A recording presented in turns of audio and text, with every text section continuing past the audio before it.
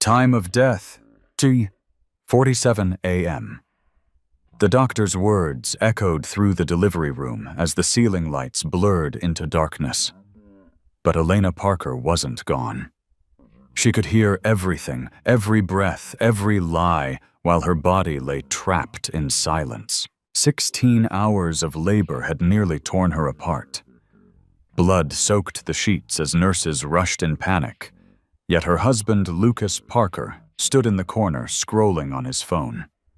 When the alarms screamed, he didn't ask if Elena would survive. He only asked, cold and steady, "Is the baby okay?" That was the moment her world truly broke. Declared dead, Elena was wheeled toward the morgue until a pulse was found. Doctors rushed her back, diagnosing a rare, locked-in coma. She could hear. She could feel. She just couldn't move. And what she heard was worse than death. Lucas didn't mourn. His mother, Diana Parker, called Elena a vegetable and discussed pulling life support in 30 days. Even worse, Lucas's assistant and secret lover, Vanessa Reed, stepped into Elena's life like it was already hers. Vanessa moved into the house. She wore Elena's clothes. She held Elena's newborn daughter and smiled for photos. Elena listened, as her parents were lied to, told she had been cremated. She heard plans for insurance money, for replacing her, for erasing her existence. And then came the whisper that changed everything. "There's something you weren't told," the doctor said quietly. "Your wife gave birth to twins." As Diana plotted to sell the second baby to keep their secret clean, Elena's rage became her lifeline. On the 29th night, just hours before they planned to unplug her, her finger twitched. And this time, the dead woman opened her eyes. The machines kept breathing for Elena when her husband no longer cared to. Each slow beep in the ICU felt like a countdown, not to recovery, but to abandonment. Lucas Parker came back once that night, not to sit beside her bed or hold her hand, but to sign papers. His voice was calm, almost bored, as the doctor explained the diagnosis. "Locked in coma, 5% chance." Lucas didn't cry. He didn't ask what 5% meant. He simply nodded and said, "I need to make some calls," then walked out like he was stepping away from a bad meeting, not a dying wife. That was when his mother arrived. Diana Parker stood at the foot of Elena's bed, heels clicking against the floor, eyes cold and calculating. "So this is it," she said flatly. "She's just here now. When the doctor corrected her, she can hear she's still alive." Diana waved it away. "How long do hospitals keep bodies like this?" she asked. "Not people. Bodies." From her silent prison, Elena listened as her life was reduced to numbers days, costs, insurance payouts. 30 days. That was the magic number. Long enough to look respectable, short enough to be convenient. And then came the voice that hurt the most. Vanessa Reed. Soft. Careful. Almost kind. The woman Elena had doubted for months now, standing openly beside her husband. Vanessa spoke about the baby, their baby, as if Elena were already a memory. She reassured Lucas. She soothed Diana. She fit into Elena's place with terrifying ease. They spoke freely in hallways, confident the woman in the bed was gone. They planned funerals without bodies. They blocked Elena's parents from visiting. They rewrote her name, her role, her existence. A wife became a burden. A mother became an obstacle. And Elena heard it all, every whispered plan, every cruel joke, every moment they chose convenience over compassion. Her body lay still, but something inside her hardened, sharpened. They thought she was already buried. They were wrong. She was still listening, and she was not finished. They didn't wait for Elena's heart to stop before they started erasing her. They simply acted as if it already had. From her bed, trapped inside a body that refused to answer her screams, Elena listened as nurses whispered truths they weren't supposed to say out loud. Her baby girl had been named Madeline, not the name Elena had chosen after months of dreaming and praying, but the name Diana Parker preferred. The grandmother insisted, a nurse murmured. She said the mother isn't available. The word sliced deeper than any scalpel. Unavailable. As if Elena had stepped out for coffee, not been buried alive in silence. Days passed. Elena learned the rhythm of cruelty the way other mothers learned lullabies. She heard that Lucas had restricted the visitor list. Her parents weren't allowed in. Too emotional, Diana had said. Elena heard her father call the hospital, his voice breaking as he begged to see his daughter. The receptionist apologized, powerless. An hour later, Diana stood outside Elena's room and lied without hesitation. "George, I'm so sorry," she said softly. "Samantha didn't make it. She passed peacefully this morning." Elena's tears slid silently into her hairline as her mother-in-law pronounced her dead. By the end of the first week, Vanessa Reed had moved into Elena's house. Nurses talked. They always talked.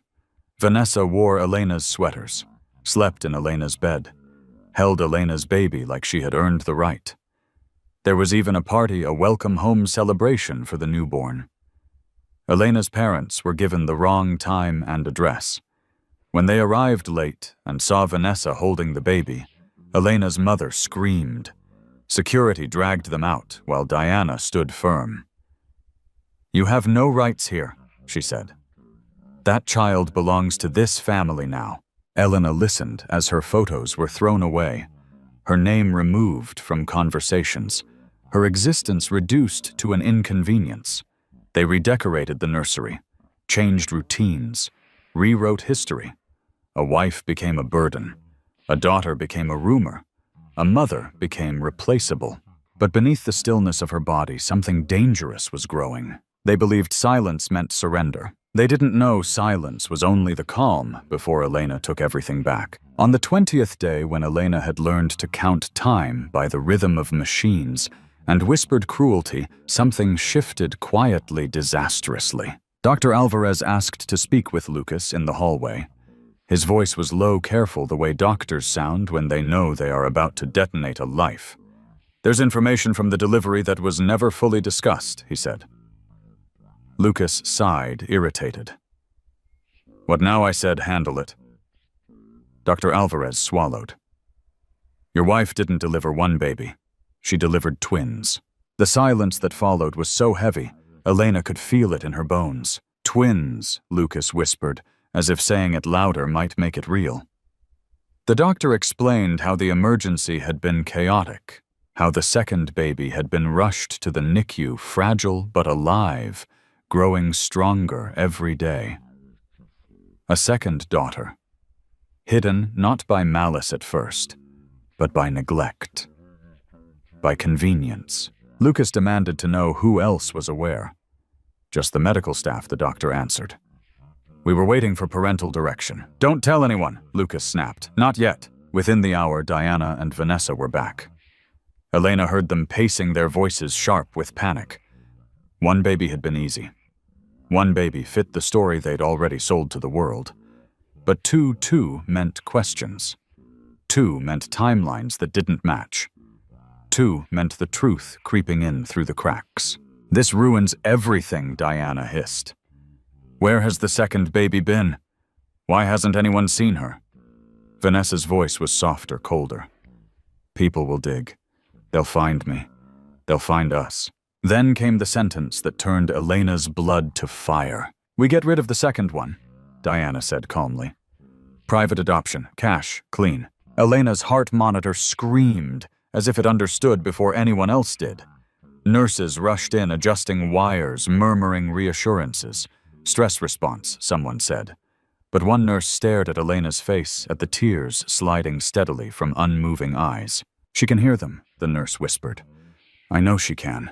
As plans were made to sell a child like an inconvenience, Elena lay trapped, fully aware, fully awake inside her mind, knowing now that her daughters weren't just born into betrayal. They were born into danger, and somewhere deep within the stillness, something in Elena began to fight its way back to the surface. The words 100,000 cash didn't just echo in Elena's mind, they detonated something inside her. As Diana spoke about selling a newborn like excess baggage, Elena's heart began to race wildly against her ribs. The monitor beside her bed shrieked a sharp, panicked sound that cut through the hallway. Nurses rushed in, hands moving fast, voices urgent. Her heart rate spiking, one said. Blood pressure, too. Another adjusted the leads and shook her head. Stress response, she muttered. Coma patients do that sometimes. But one nurse didn't look convinced. She watched the tears streaming steadily from Elena's eyes, fresh, continuous, not the reflexive moisture she'd seen before. The nurse leaned closer, her voice dropping. She's reacting, she whispered, right when they were talking about the baby. When the alarms finally settled, the nurse stepped out and didn't return alone. In hushed voices outside the room, Elena heard the truth finally spoken aloud. I think she can hear them, the nurse said. I think she knows. A supervisor answered quietly. Then we have a problem, a serious one. Words followed that felt like oxygen to a drowning woman. Social services, security, documentation. That night, the hospital shifted. Conversation stopped when Diana appeared. Security guards lingered longer than before. A social worker asked careful questions about the second baby, about custody, about visitor restrictions that no longer made sense. The walls were listening now, and for the first time, so were the people. Inside her motionless body, Elena held on to one thought with everything she had, not yet. Just a little longer. She didn't need to scream anymore. The danger had been heard. The clock was turning. 29 days after they had marked her for death, just hours before they planned to unplug the machines, Elena felt something new. Her finger twitched. It was small, barely visible, but it was real. And it was the first crack in the grave they had tried to bury her in. The hospital no longer felt like neutral ground. By dawn, it felt like a battlefield quietly choosing sides. After the nurse raised the alarm, everything changed in small but unmistakable ways. Social services arrived without announcement.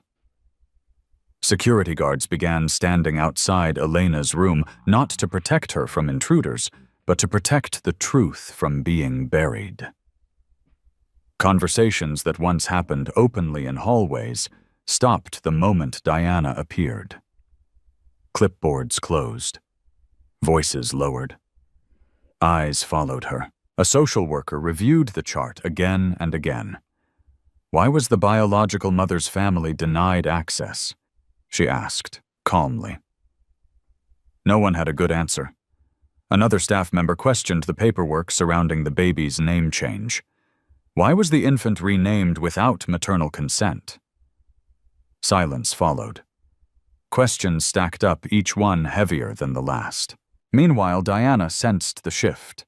She moved through the ward stiffly, her confidence cracking at the edges. We have legal authority, she snapped at a nurse. We're family. The nurse met her eyes without flinching. So is the mother, she replied. Behind closed doors, social services placed an immediate hold on any transfer involving the second baby. The NICU doors became guarded. Records were flagged. Phone calls were logged. And for the first time since Elena had gone silent, the system that had failed her began to wake up.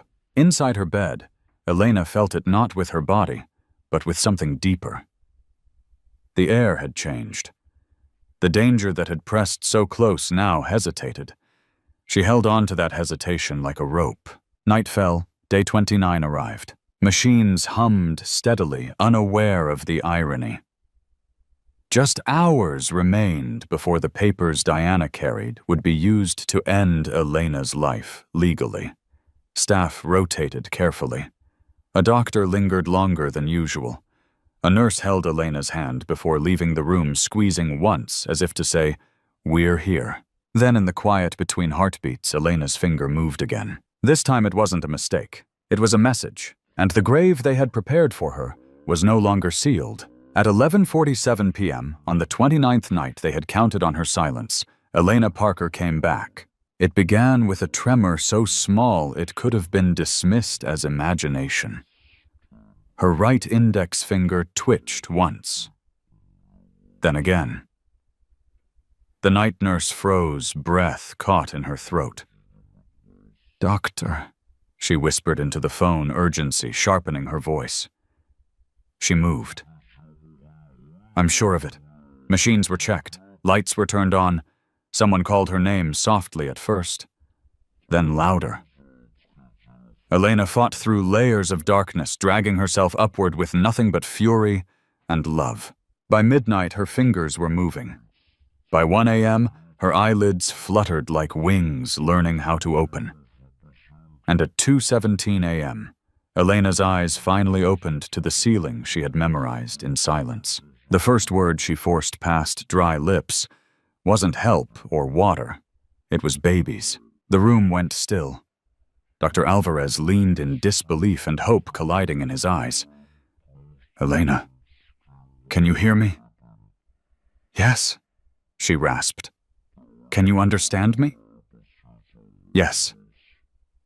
"Do you know about my daughters?" she interrupted, voice gaining strength. "Both of them. I know everything." The color drained from his face as understanding hit. Elena's gaze held his unflinching burning. "I heard it all," she said. "The party. The lies.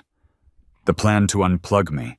The plan to sell my child." Within minutes, the room filled security, social workers, doctors, moving with purpose instead of pity.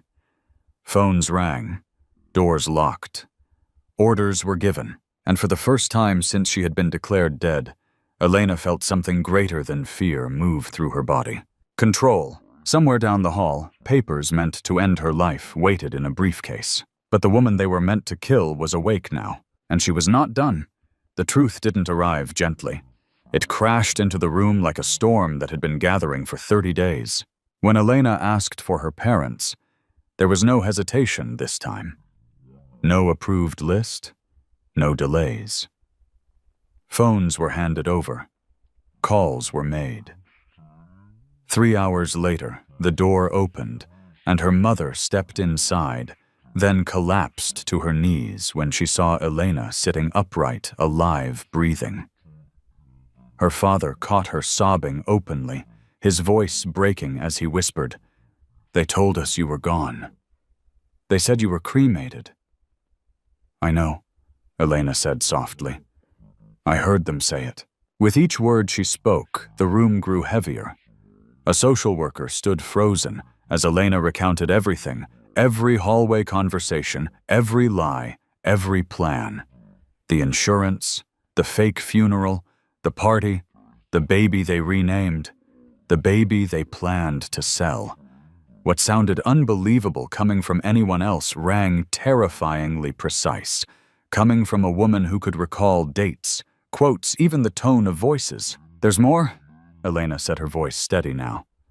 "I made a will. That sentence changed everything." Months before giving birth, she had trusted her instincts. Suspicion had driven her to act quietly, carefully. The will named her parents as sole guardians if anything happened to her. The insurance money, every dollar was locked into a trust for her children. Her husband received nothing. Not a cent. Not a decision. And then came the final blow. "I installed cameras in my house," Elena continued. "Hidden ones. Long before I went into labor. Footage was retrieved within hours. Vanessa moving in. The party.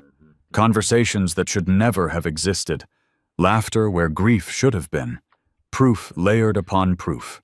By the time the sun rose, the narrative had flipped completely. Elena was no longer a victim suspended between machines. She was a witness. She was evidence. And somewhere down the hallway, the people who had already divided her life among themselves were about to walk into a room expecting silence, only to find the woman they buried waiting for them, wide awake and ready to take everything back. They walked into Elena's room that morning, believing the story was already finished. Lucas Parker came first, coffee in hand, confidence rehearsed. Diana followed, clutching a folder of legal papers already prepared to end a life she had decided no longer mattered. Vanessa trailed behind them, wearing Elena's perfume, her smile careless and cruel. They were laughing, right up until the door opened. Elena was sitting upright in bed. The cup slipped from Lucas's hand and shattered across the floor. Vanessa screamed. Diana staggered backward, as if she'd seen a ghost claw its way out of the grave. Elena didn't raise her voice. She didn't need to. Her calm was far more terrifying. "Good morning," she said quietly. "You look surprised." Security officers stepped into the room behind them. A social worker stood near the door folder, thick with evidence pressed to her chest. Elena's eyes never left Lucas. "Did you forget to tell them about our second daughter?" she asked. "The one you planned to sell for $100,000? Lucas went pale. She couldn't have heard anything Diana snapped. She was unconscious. Elena smiled then, but there was no warmth in it. "Locked-in comas are very educational," she said. "You talked. I listened." The arrests happened fast after that. Words like attempted child trafficking, fraud, conspiracy, and attempted murder echoed through the room as handcuffs clicked into place. Diana screamed. Vanessa cried, mascara streaking her face. Lucas didn't say a word. He couldn't. Months later, Elena sat in a courtroom holding both her daughters Hope and Grace close to her chest. She watched as the judge read the sentences. 8 years, 5 years, 3 years. Each number felt like a door finally closing. Lucas lost all parental rights. Diana lost her power. Vanessa lost the life she tried to steal. Elena walked out of that courtroom lighter than she had ever felt. They had tried to erase her. Instead, they taught her exactly how strong a mother becomes when she survives and stands back up. 3 months later, Elena Parker sat on a park bench beneath a wide blue sky, the kind that feels endless after you've stared at hospital ceilings for too long. Hope and Grace toddled through the grass in matching yellow dresses her mother had sewn by hand, their laughter light and unafraid. Elena watched them with a quiet smile, one hand resting over her heart, the other ready to catch them if they fell. She had lost everything once: her marriage, her home, her sense of safety, but she had gained something far greater. Truth, freedom, and the unbreakable bond between a mother and her children. The house that once held lies was sold. Every dollar went into a trust for her daughter's future. The insurance money that others had counted like spoils of war now waited patiently for college tuition. First dreams, second chances. Elena moved in with her parents, not in defeat, but in healing. She wrote her story, spoke her truth, and discovered that survival carries a voice powerful enough to shake rooms full of strangers. Sometimes when the girls napped, Elena thought about the woman she had been in that hospital bed, silent, paralyzed, underestimated, and she realized something profound. They tried to bury her, but they forgot that mothers are seeds, and seeds don't die underground. They grow. This story reminds us that intuition is wisdom, preparation is protection, and love. Especially a mother's love is stronger than cruelty, greed, and betrayal. Even when your voice is taken away, your truth still matters. Even when the world decides your story is over, you may be standing on the edge of your strongest beginning. What would you have done in Elena's place? Would you have forgiven or fought back? Share your thoughts in the comments. And subscribe to the channel for more powerful emotional stories where courage rises from the darkest moments, because some stories don't just entertain, they remind us who we are.